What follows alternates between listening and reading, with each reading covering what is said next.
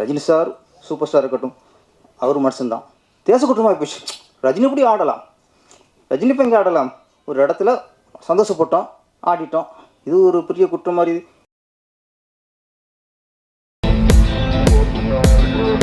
News 10 சேனலை like பண்ணுங்க, share பண்ணுங்க அண்ட் சப்ஸ்கிரைப் பண்ணுங்க. டாடா. இந்த பிதாவை எங்கள் அப்பாவை நடிச்சிருங்க. இந்த பிதாவை வந்து உங்களுக்கு ஆசிரியம் பண்ணி பெரிய நடிகராக ஆக்கி விட்டுரும்.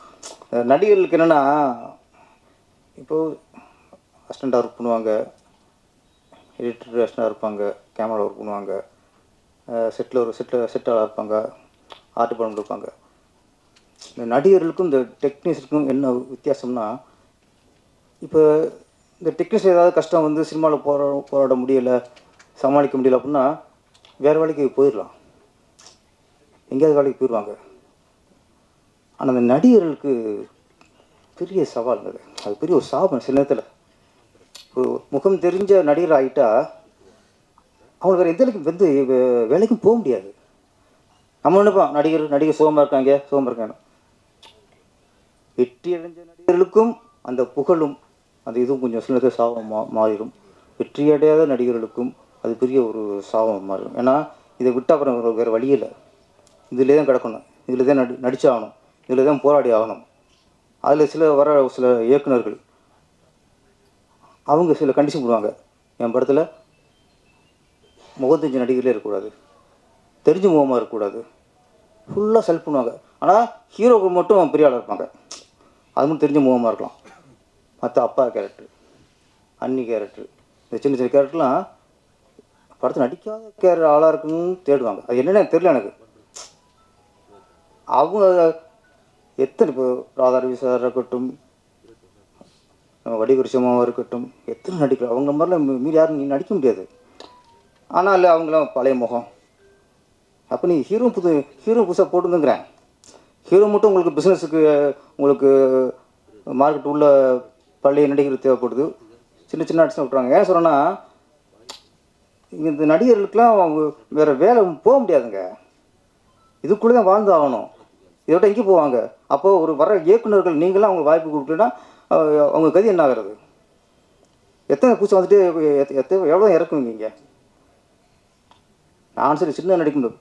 இந்த ரஜினி சாரே வச்சுங்க, ரஜினி சார் சூப்பர் ஸ்டார் இருக்கட்டும், அவர் மனுஷன்தான். அவருக்குள்ளேயும் ஒரு ஆதங்கம் இருக்கும். எங்கேயாவது ஒரு இடத்துல ஒரு சராசரி மனுஷனாக வாழணும்னு ஆசைப்படலாம். பாருங்கள், ஒரு அம்பானி கல்யாணத்துக்கு போனார், ஆடும்போது அவங்க சராசரி மனுஷன்தான். அந்த இடத்துல ஒரு வெளிப்பாடு ஒரு டான்ஸ் கொண்டு போட்டார். தேசக்குற்றமாக போயிடுச்சு. ரஜினி எப்படி ஆடலாம்? ரஜினி இப்போ எங்கே ஆடலாம்? நீ போய் ஆடு. நான் சொல்கிறேன், ஒரு நடிகர் சூப்பர் ஸ்டார் தான் என்ன உங்களுக்கு நடிமையா? அவர்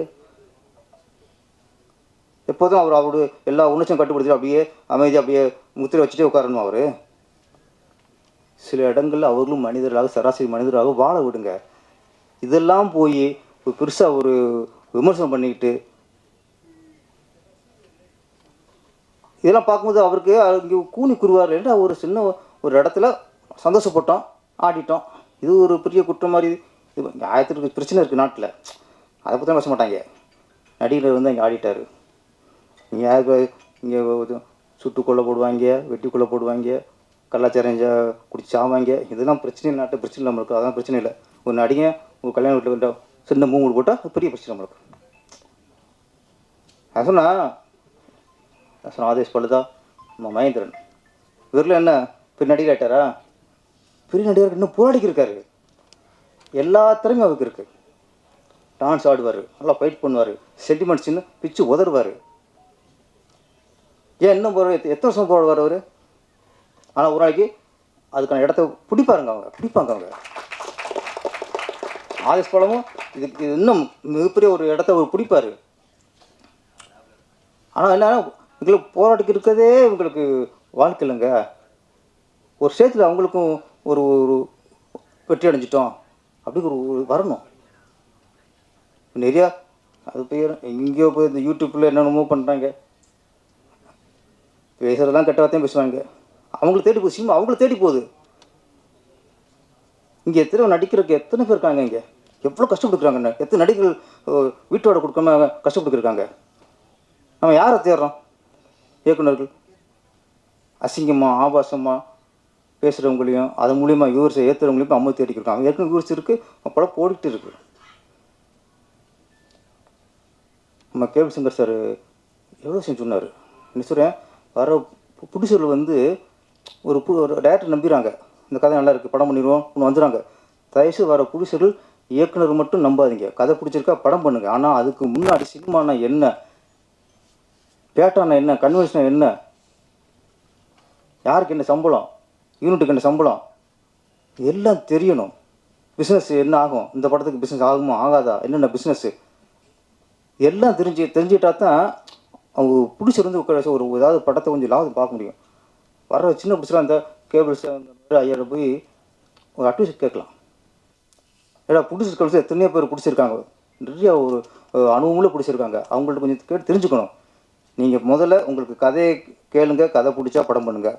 அதுக்கப்புறம் சினிமானா என்ன, இந்த படம் டேரக்டர் இவ்வளோ படிச்சுட்டு சொல்லிட்டாரு, இது சரியாக வருமா, இதுக்கான ஒரு ஆலோசனை சொன்னேன். நீங்கள் ஆலோசனை கேட்காம படத்தை எடுத்துக்கிட்டு கடைசியாக பிஸ்னஸ் பண்ண முடியலை, எந்த ஏரியாவும் விற்கலை. படம் வந்து போட்ட காசு வர்றதை விட பின்னாச்சுன்னா அதுக்கப்புறம் ரிலீஸுக்கு பணம் கொடுக்க முடியாது. நிறைய பேர் படம் 2 கோடி படம் பண்ணிடுறாங்க, ஒரு பைசா திருப்பி வர மாட்டேங்குது. அப்புறம் ரிலீஸ் பண்ணுறதுக்கு 40 லட்சம். இதுதான் இன்றைக்கி நிலைமை. அதானே சார் கேப்ஷன் சார்?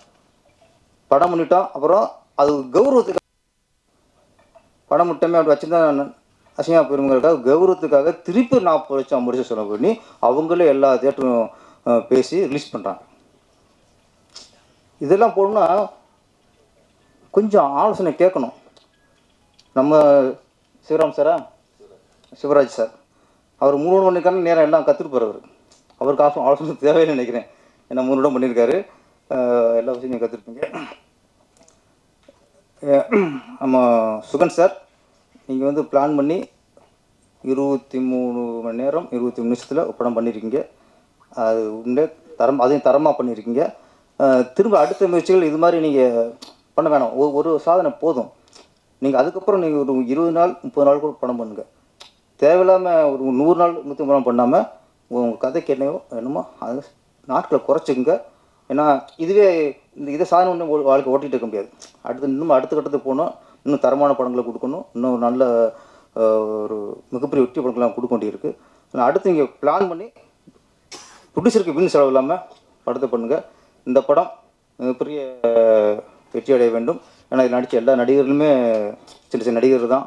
அதனால் இந்த வெற்றி அடைஞ்சால் சாங்ஸ் இன்னும் பெரிய ஒரு நாளைக்கு ஒரு 10 லட்சம் வாங்குற மாதிரி. ஆமாம், நான் கூப்பிட்டா ஒரு நாளைக்கு 5 லட்சம் வாங்கிக்கிறேங்க. மற்ற டைரக்டர்லாம் 10 லட்சம் வாங்கிக்கிறேங்க. இந்த மாதிரி எல்லாம் இருந்தால் சம்பத்ராம் எல்லாருமே சினிமாவை கட்டி பிடிச்சி உருளாங்க. அதான் வேறு ஒன்றும் சொல்ல முடியாது. அதனால் சினிமாவை கட்டி பிடிச்சி விட மாட்டாங்க அவங்களாம். அவர் மாதிரி ஆமாம், இங்கே தான். ஆமாம், நான் சொல்ல உண்மை தானே. எங்கேயும் போவோம் நடிகர்கள். அதனால் நடிகர்களில் தயவுசெய்து சினிமா இளம் இயக்குனர்கள் வந்து சினிமாவை நம்பியிருக்க நடிகர்களை கைவிடாதீங்க. நன்றி, வணக்கம். Hi, this is Minna. Like, share, subscribe, News 10 Tamil.